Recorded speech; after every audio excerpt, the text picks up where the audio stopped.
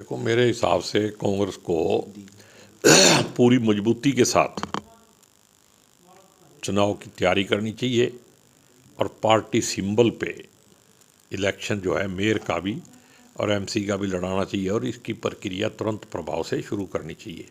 BJP सत्ता में होते हुए भी पुरजोर कोशिश कर रही है इसको जीतने की, तो कांग्रेस को भी इसमें ज़्यादा लंबी चौड़ी बात नहीं है और मेरा दावा है हम बहुत सारी जगह से जीतेंगे और हमारी टीम जो है हर जगह मजबूत होगी। कांग्रेस का कार्यकर्ता जो है वो मजबूत होगा।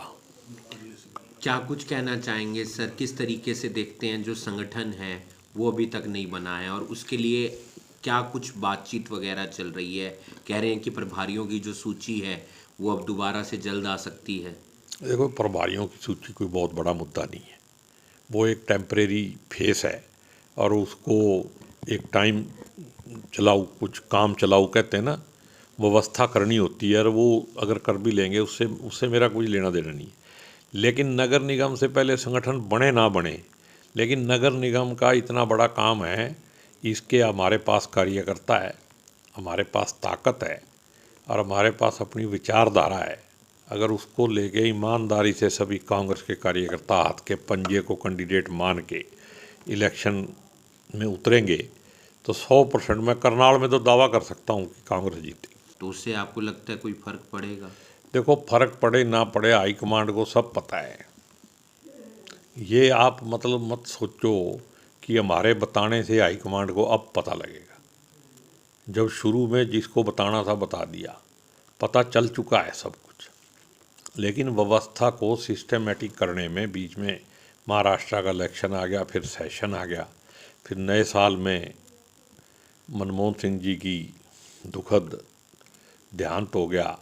तो उन सारी बातों को लेके मेरे को लगता है कि अब जो मकर संक्रांति है हमारे लिए कुछ ना कुछ लेके आएगी।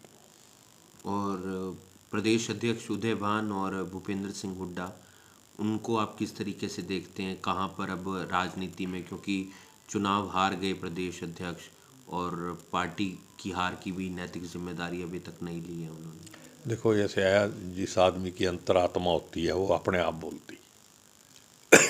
तो अगर वो नहीं लेंगे तो क्या जनता मान लेगी? सबको पता है कि किसकी जिम्मेदारी है, किसको जिम्मेदारी लेनी चाहिए। जीत जाते तो कौन जिम्मेदारी लेता, श्रेय कौन लेता? तो इन बातों पे अब बार बार कहने का कोई फायदा नहीं है जब उनको अंतर आत्मा नहीं जाग रही है। वो अपने आप को पार्टी से बड़ा समझ रहे होंगे, लेकिन अगर वो पार्टी के वफादार आदमी हैं तो उनको जिम्मेदारी लेनी चाहिए और आने वाले टाइम में पार्टी को अब मेरे को एक बात बताओ, बीजेपी के खिलाफ हम लड़ ही नहीं रहे हैं तो हरा कैसे देंगे? लड़ तो हम आपस में रहे थे, वो काम हमने कर लिया। अभी भी आपस में ही लड़ रहे हैं। आज तक तो ऐसे ही दिख रहा है। आज तक तो कोई बदलाव कहीं आपने देखा? भी रिव्यू करते समय ही 5-4 लीडर इकट्ठे होकर बैठ गए हों, आपस में चर्चा करी हो। हारने के बाद भी तस से मस नहीं हुए। तो हाई कमांड को स्ट्रॉन्ग फैसला लेना पड़ेगा। ऐसा फैसला लेने का पड़ेगा भी जिससे कार्यकर्ता और आम जनता में ये मैसेज आए भी हाई कमांड है। दिल्ली चुनाव पर भी असर पड़ेगा आपको लगता इस है बात हरियाणा? का अगर आप यहाँ पे मजबूती से नगर निगम की उसकी तैयारी करोगे तो उसका चुनाव पे, दिल्ली चुनाव, हरियाणा के फैसले से ही देखना आप दिल्ली पे कितना असर पड़ेगा। और अगर नहीं लड़ते तो हरियाणा विधानसभा चुनाव का असर वहां पर देखने को मिलेगा। आपको क्या लगता है? अब तो क्या मिलेगा, निकल गया टाइम। अब तो साल हो गया, 24 की बात 25 में कहाँ। और दिल्ली का और हरियाणा का थोड़ा सा एरिया तो फर्क पड़ता है, लेकिन ज़्यादा दिल्ली की पॉलिटिक्स और तरह की है। मैं किसी के खिलाफ व्यक्तिगत तौर पे कभी नहीं कहता।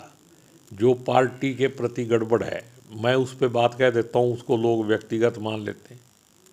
मैं तो बहुत सारे लोग हैं ना, मैं कहता हूँ भाई सिर्फ वही आदमी बात करे जिसने हाथ के पंजे से बेईमानी नहीं करी, ठगी नहीं करी। दूसरे को तो बोलने का अधिकार ही नहीं है।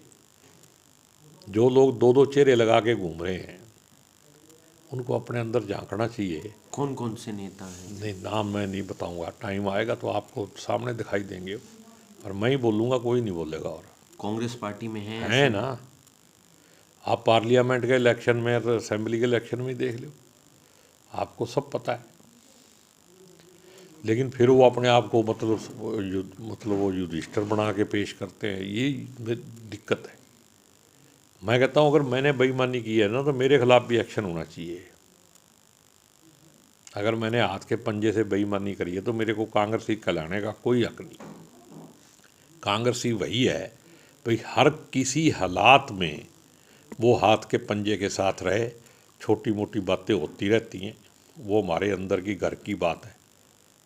अगर घर में भी कोई छोटी मोटी बात हो जाए तो किसी को हम भगा थोड़ी देते हैं, पलोसते हैं ना उसको। तो कांग्रेस को जिस दिन परिवार मान के काम करोगे, उसी दिन कांग्रेस मजबूत होगी। और जिस दिन बीजेपी के खिलाफ लड़ना शुरू करोगे, 1 साल में बीजेपी घुटनों के बल आ जाएगी।